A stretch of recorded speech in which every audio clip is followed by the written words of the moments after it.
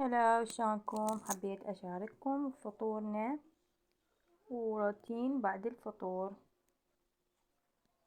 هذا كان الفطور، سويت تبسي وشوربة وتمن والحمد لله والشكر، نعمة من الله، وطرشي وسلطات، وكنا نعرف الفطور شنو هالموجود قاسم الله.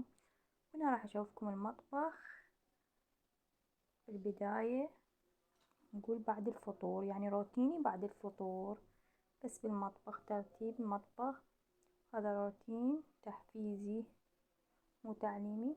بديت أغسل مواعين الفطور، تشوفون قدامكم،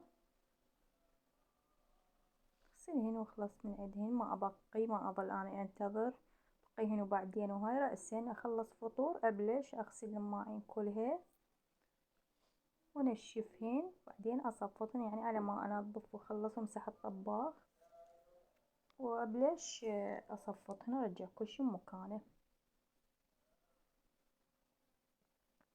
وهنا أنا عندنا خلصتهن كلهن بالجلف وغضيتهن لكم، يعني خليهن ما أخليهن وياي وما نشفهن ينشفن، أرجع كل شي مكانه.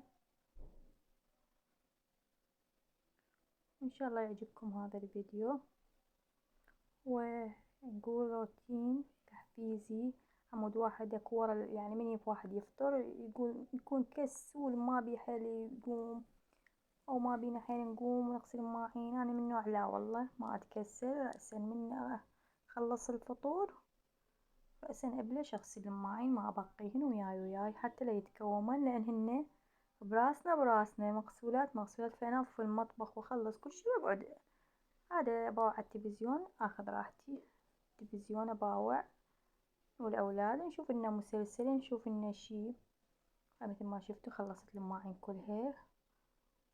شفتوا هنا بديت راح أجلف الطباخ، هم جلفة زينة وياي يعني هم من أسوي الفطور وياي أي ماعون يوقع أي شي أغسله وياي حتى لا يصير هواي هم ماهين، قالي بس ماهين الفطور، يعني وياي الشي وياي.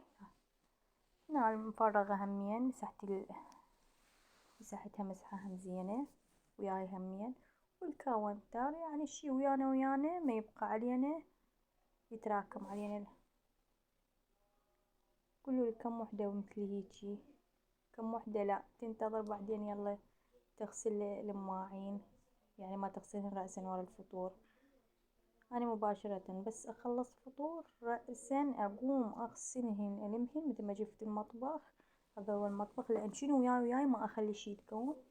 هاي أبدي أمسح الكاونترات يعني أي شي وياي كلها حتى لا تتراكم وسخ تصير. وهذا شوف الشكل النهائي للمطبخ، ما عندي شي، لأن مادام وياي والشي وياك وتنظفي بساع بساع ما يتكوم عليك، حتى لا يتكوم ويتراكم أوساخ وتصير وسخ ودهون وهاي، فوياك أحسن. شوفوا شحالات النظافة. هاي قلتلكم ورا ما واحد يخلص وهاي يقعد، طلعنا المسلسل قعدنا ناكلنا شي